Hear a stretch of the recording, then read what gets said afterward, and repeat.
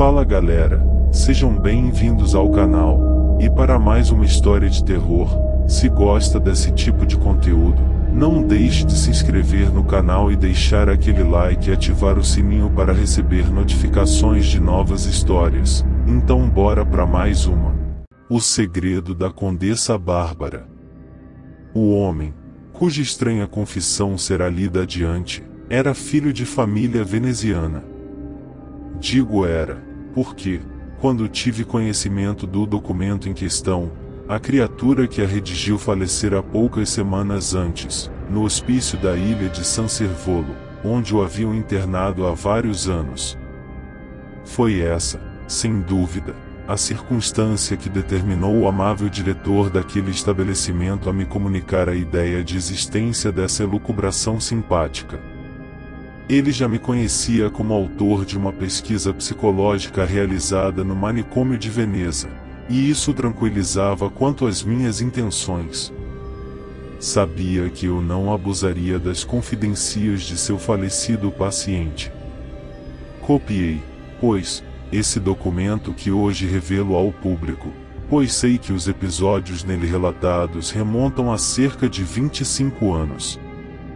Faz justamente 12, agora, que os estudos a que me aplicava, e abandonei depois, e me levaram a Veneza. Naquela época, aqueles estudos me apaixonavam de tal modo que quase não pensava em apreciar as poéticas belezas da cidade dos Doges. Apenas visitará, apressadamente, os monumentos clássicos, não pensando em um só instante em gozar do repouso que nos oferece a única cidade do mundo onde é possível esquecer quase completamente a vida moderna. Foi no decorrer de uma palestra com o diretor do hospício de San Servolo que me foi confiado o documento abaixo. Manicômio de San Servolo, 12 de maio. Agora que sou indiscutivelmente considerado louco e que me encontro fechado neste asilo, muito provavelmente até os fins de meus dias, nada mais me impede de relatar, exata e verdadeiramente, os acontecimentos que ocasionaram o meu internamento. Não imaginem, ao percorrer estas linhas, que se encontram diante de um desses maníacos que redigem intermináveis recriminações contra o erro médico de que são vítimas ou denunciam sombrias maquinações de família e dramas íntimos que tiveram por desfecho a perda de sua liberdade. Não. Longe de mim a ideia de me queixar da sorte de reclamar contra o internamento sem um hospício. Nenhum projeto de evasão, depois que aqui me encerraram, atravessou-me espírito. Ao contrário, minha célula de San Servolo não é para mim um cárcere, mas um refúgio. Ela me proporciona uma segurança que não poderia encontrar em outra qualquer parte daqui. Não tenho a menor vontade de sair. Abençoo as espessas muralhas e as grades sólidas, que me colocam, de hora em diante, ao abrigo, e para sempre, da sociedade dos homens, e particularmente, dos que fazem profissão julgar as ações humanas.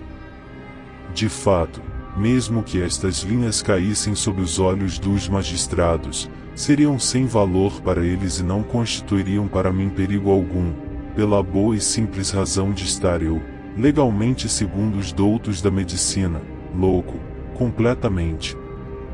Essa qualidade concede-me liberdade para falar e escrever livremente.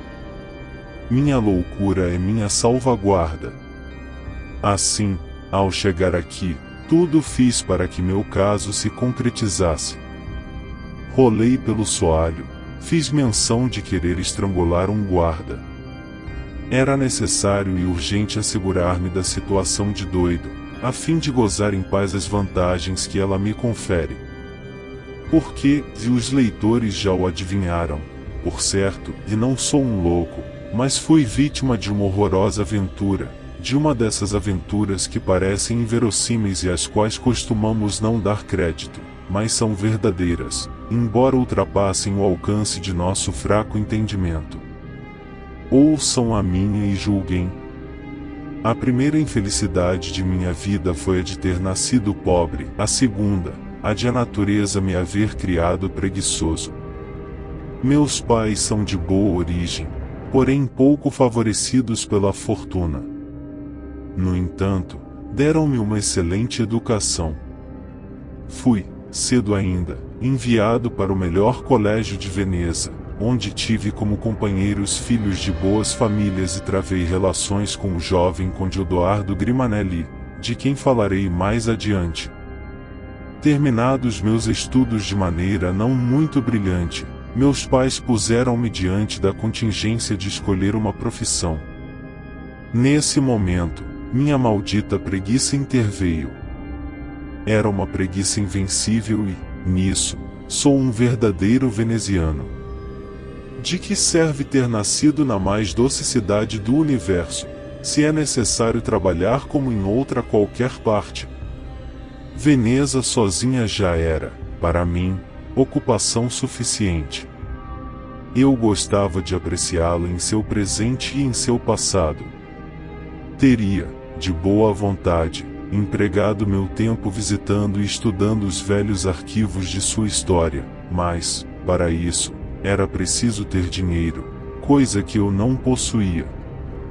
Como suprir essa penúria, que era um obstáculo para meus gostos de ocioso e de historiador? Num dia em que ruminava essas dificuldades, a fatal ideia, causa de minha permanência aqui, atravessou bruscamente meu cérebro. Eu entrará na igreja de São Marcos.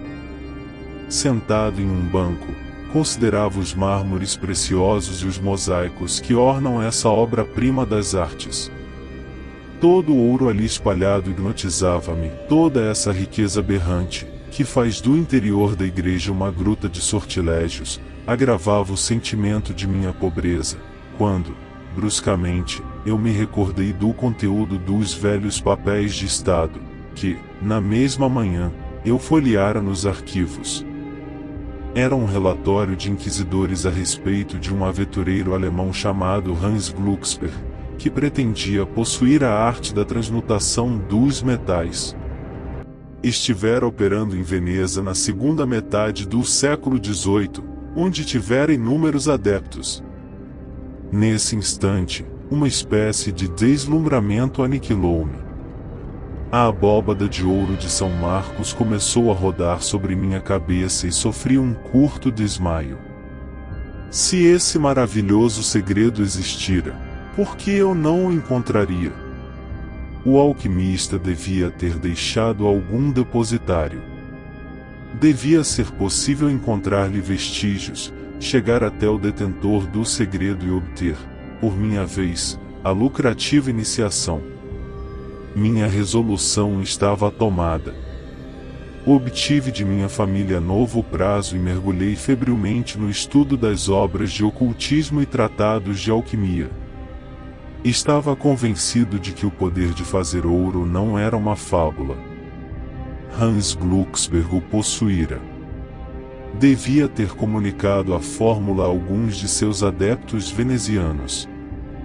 Essa convicção decuplicou minhas forças. Continuei investigando e acabei por verificar que, entre os adeptos do alemão, citava-se a condessa Bárbara Grimanelli, dama de grande inteligência e que, segundo os contemporâneos, restabelecera em poucos anos a fortuna de sua família, então bastante arruinada. Fora ela quem mandara reedificar o palácio Grimanelli e decorá-lo com afrescos por Pietro Longhi. Para mim, não havia mais dúvida, a prosperidade repentina da condessa Bárbara era devida à posse do segredo maravilhoso do qual seu descendente Odoardo devia ser o atual legatário. Ah! Essa condessa Bárbara! Sua fisionomia era-me familiar. Eu a revia no centro da composição em que Longhi representará diversos personagens da família Grimanelli, sentados em mesas de jogo.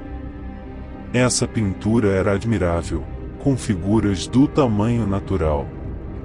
No meio dos jogadores, mantinha-se de pé a condessa Bárbara. Era uma mulher alta, de fisionomia severa e altiva. Sua mão desenrolava um papel coberto por sinais cabalísticos. Por que razão esses sinais não me haviam levado logo ao bom caminho? A própria existência que Odoardo levava desde sua maioridade explicava tudo. Era de notoriedade pública que, quando o pai de Odoardo morrera, havia dissipado seus bens, e no entanto, havia 2 anos, Odoardo gastava desenfreadamente. O Palácio Grimanelli fora restaurado e luxuosamente aberto à alta sociedade. Odoardo fazia em Londres e em Paris vilegiaturas caríssimas. Não era isso uma prova de que ele, por sua vez, era possuidor do segredo da Condessa Bárbara e de Hans Glücksburger, o segredo maravilhoso, que, também eu, desejava possuir? Sim. Por que não? Ousaria Odoardo recusá-lo a mim, cuja perspicácia descobrira a sua existência? Mas como chegar a meus fins? A primeira condição era tornar a rever Odoardo. Ora, ele se encontrava em Veneza. Na manhã seguinte, dirigi-me ao Palácio Grimanelli. Conduziram-me justamente à galeria onde se encontrava o afresco. Como Odoardo tardava a aparecer, tive bastante tempo para examinar a obra de Long.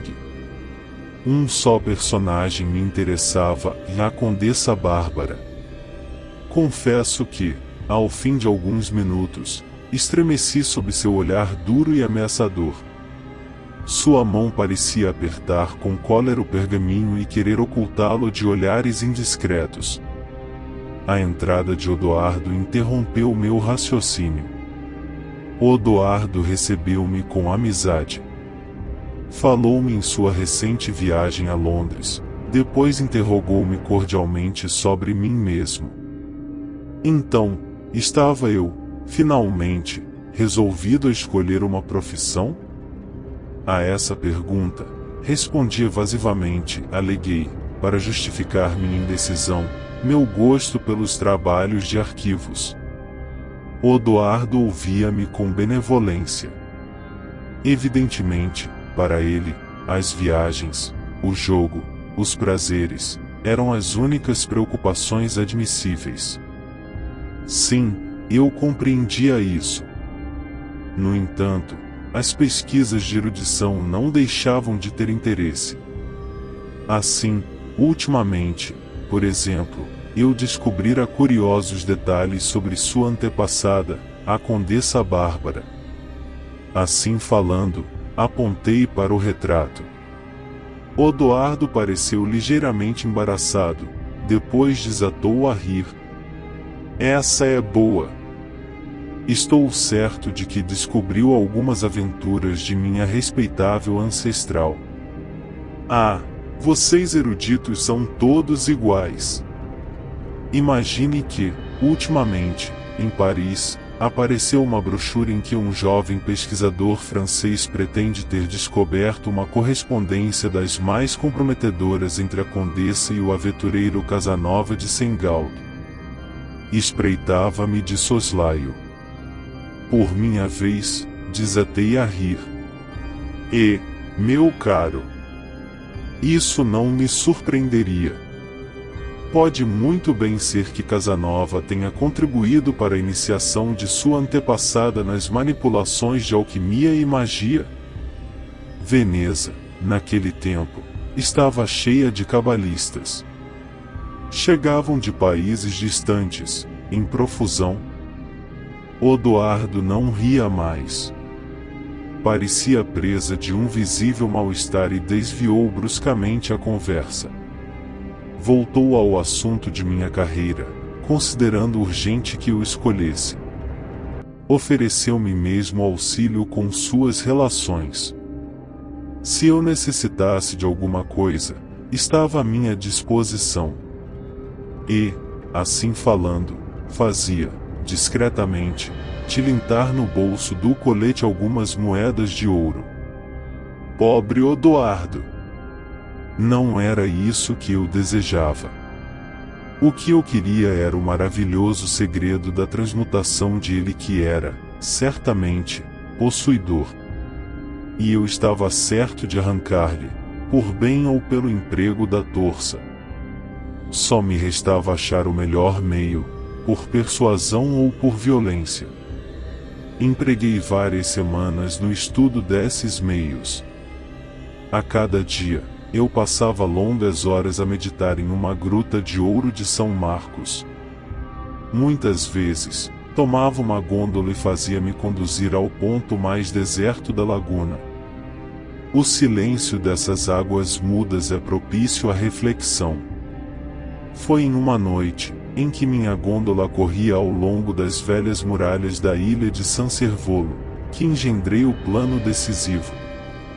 Iria procurar Odoardo e, uma vez, fechado, a sós, com ele, havia de forçá-lo a falar. Eu era de força muscular pouco comum. E, além disto, estava determinado a tudo para alcançar o que desejava.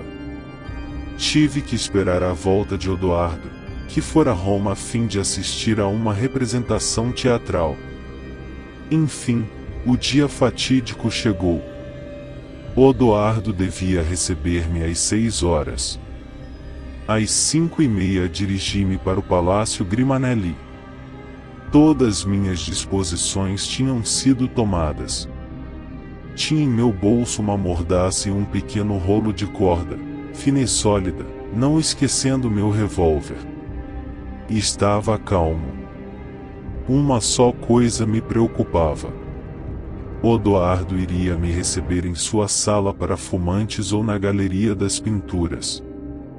Eu preferiria a sala, mais isolada, mas havia de arranjar as coisas mesmo na galeria.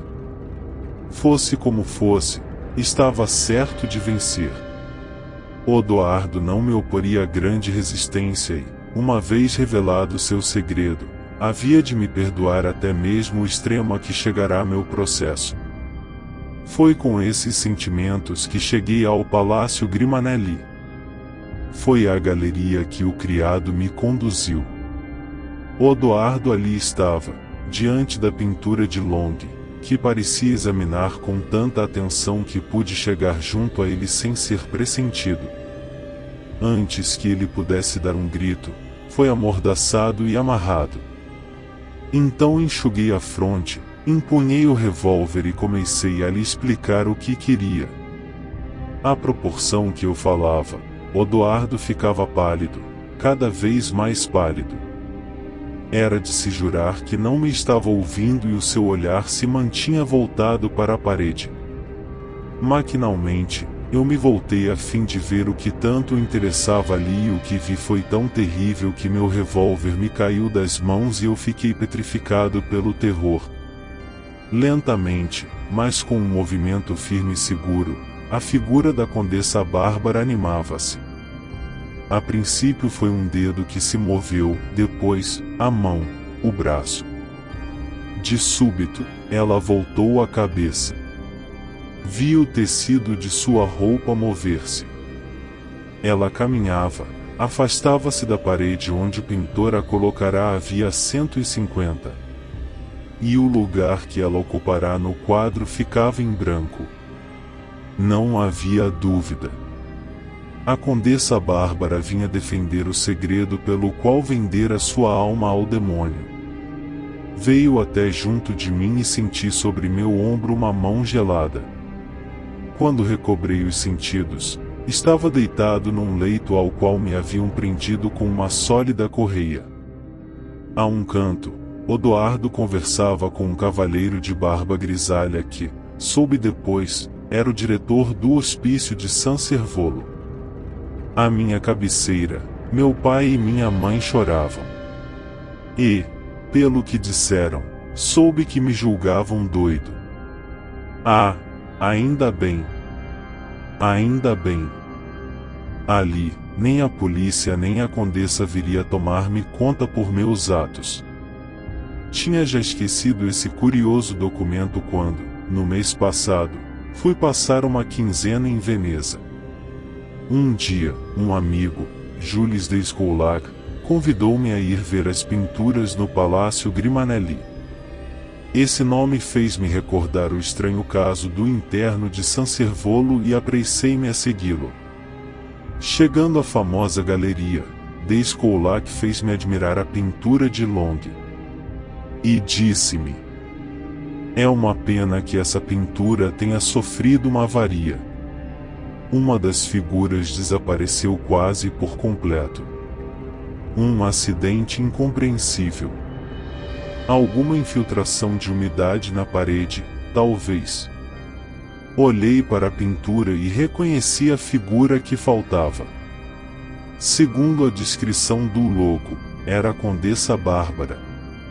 E, a despeito de me considerar um espírito forte, senti um mal-estar indefinível. Fim. Se gostou, deixa o like e não esqueça de se inscrever no canal.